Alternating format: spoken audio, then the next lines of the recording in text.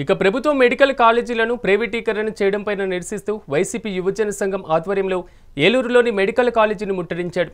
TDP శ్రేణులపైన అబద్ధపు ప్రచారాలు చేస్తున్నారని వైసీపీ కార్యకర్తలను నాయకులను పోలీసులు అడ్డుకున్నారు.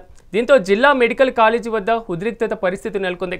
ఇక ఇదే అంశానికి సంబంధించి మరింత సమాచారం మా ప్రతినిధి చైతన్య అందిస్తారు. ఈ శ్రేణులు యువజన ఆధ్వర్యంలో కూడా ఇటు మెడికల్ కాలేజీని కూడా ప్రైవేట్ పరం చేయకుండా నిరసన కార్యక్రమం అయితే చేపట్టారు. దానికి సంబంధించి మనతో మాట్లాడితే వైఎస్ఆర్సీపీ జిల్లా అధ్యక్షులు అయితే ఉన్నారు. సార్ చెప్పండి, వాళ్ళైతే కూడా చర్చికి రమ్మని కూడా బహిరంగంగానే సవాల్ విసిరిన పరిస్థితి ఉంది, దాని మీద ఏమంటారు? చర్చికి రండి అని బహిరంగ సవాల్ చేసేది వాళ్ళు. చర్చికి మా నాయకులు ఆ రోజున మాట్లాడారు. ఏలూరులో కాలేజీ పూర్తి నిర్మాణం జరిగింది. నిర్మాణం జరిగిన తర్వాత దానికి అభివృద్ధి చేసే విధానంలో ఇంకా కాస్త కూస్త ఉంటాయి, కానీ క్లాసులు జరుగుతున్నాయా లేదా, క్లాసులకు ఇబ్బంది లేకుండా జగన్మోహన్ రెడ్డి గారు ఏర్పాటు చేశారు లేదా, క్లాసులు వరుసనే 1వ సంవత్సరం 2వ సంవత్సరం కూడా క్లాసులు జరిగినాయి. మెడికల్ కౌన్సిల్ ఆర్డర్ ఇస్తేనే కదా, ఆర్డర్ లేకుండా జగన్మోహన్ రెడ్డి గారు మేము ఇచ్చేస్తే జరగవు కదా. కానీ పేద బడుగు వర్గాల బిడ్డలు చక్కగా చదువుకోవడానికి అవకాశం కల్పించారు. దాని గురించి కాకుండా ఇంకా వేరే వాటికంటే చర్చకి మేము సిద్ధమే. కానీ ఎందుకంటే ఉన్నది ఉన్నట్టుగా ఈ రోజున మేము ఒకటే మాట్లాడుతున్నాం.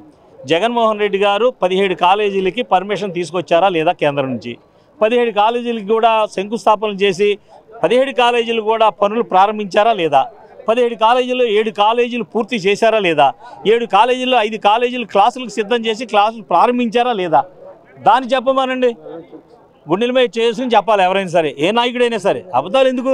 ఇప్పుడు వాళ్ళు ప్రభుత్వం వచ్చింది, ఏదో వాళ్ళ అదృష్టం అనుకుందాం. పోనీ వాళ్ళ ప్రభుత్వం వచ్చిన తర్వాత ఉన్నటువంటి ఈ 17 కాలేజీల్లో 5 క్లాసులు ప్రారంభించి 2 పూర్తి అయిపోయి ఉన్నాయి. 7 మిగతా 10 కాలేజీలు 2 కాలేజీలు కూడా క్లాసులు ప్రారంభించుకోవాలా. మిగతా 10 కాలేజీలకి ఇంకెక్కడైతే ఉన్నాయో అక్కడి నుంచి పూర్తి అభివృద్ధి చేసి ప్రజల కోసం, పేదవాడి బిడ్డల కోసం ఎదరికి తీసుకెళ్లాలా.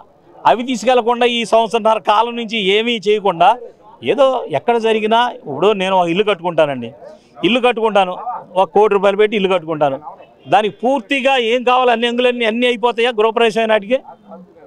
గృహప్రవేశం మనం ఉండడానికి, కాపురం ఉండడానికి కొన్ని సదుపాయాలు ఉన్నాయా లేదని గృహప్రవేశం చేసుకుంటాం. అది కూడా బిడ్డలకి, పేదవాడి బిడ్డలు చదువుకోవడానికి ఆ యొక్క గవర్నమెంట్ కాలేజీల్లో వాళ్ళు చదువుకోవడానికి అనువుగా అన్ని ల్యాబులతో సహా అన్నీ సమకూర్చి క్లాసులు మొదలెట్టించారు. 2 సంవత్సరాలు పూర్తి అయిపోయినాయి. ఇవాళ ఇంకా దాని గురించి ఇంకా మేము రెడీ అంటే ఏం రెడీ అవ్వాలా? అయితే ఏలూరులో ఎమ్మెల్యే గారు అయితే బాహాబాహిగానే ఇవన్నీ కూడా తాత్కాలికమైన భవనాలు ఇక్కడ చేయడానికి చదువుకున్న వారు కూడా అలా అజ్ఞానుల్లో మాట్లాడుతున్నారని అయితే సవాల్ చేశారు.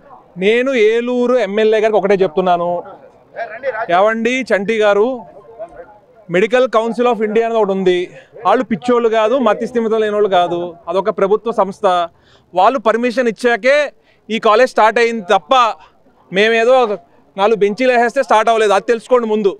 సవాళ్ళు విసిరేస్తున్నాం అని చెప్పి గట్టిగా మాట్లాడేస్తే హీరోలు అయిపోరండి. ఏదన్నా వాస్తవంగా ఏదైతే ఉందో, మీరు 16 నెలలు అయింది మీరు వచ్చి, మరి ఈరోజు మెడికల్ కాలేజీకి అనుసంధానంగా మరి నిర్మించాల్సిన హాస్పిటల్ ఎందుకు నిర్మించలేకపోయారు? 16 నెలల టైంలో ఎందుకు ఫెయిల్ అవుతున్నారు అని మిమ్మల్ని మీరు ప్రశ్నించుకోండి. ఫస్ట్ ప్రజలకి మంచి జరగాలి అని అది చూడండి. జగన్మోహన్ రెడ్డి గారు శంకుస్థాపన చేశారు, జగన్మోహన్ రెడ్డి గారు పర్మిషన్లు తీసుకొచ్చారు మెడికల్ కాలేజీకి. ఇది వాస్తవం, ఇది మారదు. మీరు ఎన్ని మాట్లాడినా, మీరు ఎన్ని గిమ్మిక్స్ చేసినా, ఎన్ని ప్రజలకు ఏమైనా అబద్ధాలు చెప్పినా కూడా ఇది వాస్తవం. ఇందులో ఏదన్నా ఉంటే మీరే చెప్పండి. అయితే ప్రస్తుతం ఉన్న మెడికల్ కాలేజీకి మీ గతంలో మీరు ఇచ్చిన వ్యయం కన్నా కూడా ఇప్పుడు తగ్గించి దానికి అంచనా వ్యయం ఇచ్చారంటున్నారు, దాని ఎంతవరకు వాస్తవం? తగ్గించారా? అయితే రివర్స్ టెండరింగ్ చేశారు. మరి ఎందుకు పూర్తి అవ్వలేదండి? 16 నెలలు అయింది కదా ప్రభుత్వం వచ్చి, మరి ఎందుకు పూర్తి చేయలేకపోతున్నారండి? చెప్పండి అండి. మీ ప్రభుత్వమే ఉంది కదా, ఇప్పుడు మీ చేతుల్లోనే ఉంది కదా. మరి ప్రజలకు ఇబ్బంది కలగకూడదు, విద్యార్థులు ఇబ్బంది కలగకూడదు కదా. మరి స్పీడ్గా ఎందుకు కట్టలేకపోతున్నారు మీరు? ఎందుకు నడుస్తున్నాయి మరి పనులు? ప్రైవేటీకరణ చేయటం వల్ల ప్రైవేటు ప్రభుత్వ అనుసంధానంతో ఎక్కువ డెవలప్మెంట్ అవుతుంది అంటున్నారు కదా. ఎక్కువ డెవలప్మెంట్ అవుతుందండి. కోట్లల్లో ఫీజులు కూడా మీరు పిల్లల్ని కట్టాలి కదా. ఇప్పుడు మా కొడుకు డాక్టర్ అవ్వాలని ఉంటుందండి. మెడికల్ కాలేజీలు ఎక్కువ ఉంటే సీట్లలో ఛాన్సెస్ ఎక్కువ ఉంటాయి. మరి 1 కోటి రూపాయల ఫీజు నేను కట్టలేను, మరి ఎట్లా చెప్పండి? డొనేషన్లు దొబ్బడానిక? గవర్నమెంట్ కాలేజ్ గవర్నమెంట్ చేతిలోనే ఉండాలి. డొనేషన్ లేకుండా పేద మధ్యతరగతి ప్రజలకు అందుబాటులో ఉండాలి. ఎవరైతే అర్హులు ఉన్నారో విద్యార్థులు వాళ్ళకి సీట్లు వస్తాయి. లేదంటే డొనేషన్లు, సింపుల్ అంతే. ఆల్ ఓవర్ మొత్తం ఈ అంశం పైన మీరు ఏం చెప్పాలనుకుంటున్నారు? ఈ మెడికల్ కాలేజ్ ఏదైతే పూర్తి అవ్వలేదని టీడీపీ వాళ్ళందరూ ఆందోళన చేస్తున్న పరిస్థితి మీరు ఏం చెప్పాలనుకుంటున్నారు? మీ ప్రభుత్వం ఉంది, మేము 5 కాలేజీలు క్లాసులకు సిద్ధం చేశాము, 2 కాలేజీలు రెడీగా పెట్టాము, కానీ మీరే సీట్లు వెనకాల పంపించేశారు. మిగతా 10 ఉన్నాయి. మీరు 20 ఏళ్ళు మీరు అధికారంలో ఉన్నారే, ఎన్ని మెడికల్ కాలేజీలు తీసుకొచ్చారని చెప్పి నేను చంటి గారిని అడుగుతున్నాను. 20 ఏళ్ళు ఉన్నారు కదా మరి చంద్రబాబు నాయుడు గారు, ఎన్ని మెడికల్ కాలేజీలు తెచ్చారు? మరి 5 ఏళ్ళు ఉన్న జగన్మోహన్ రెడ్డి గారు 2 ఏళ్ళు కరోనాకు తీసేయండి. మరి 3 ఏళ్లలో 17 మెడికల్ కాలేజెస్కి మరి రూపకల్పన చేసి మరి ఇన్ని సీట్లు తీసుకొస్తే పొగడాలి, కానీ ఇంకా విమర్శించడం మాత్రం మీ విజ్ఞతకే వదిలేస్తున్నాను.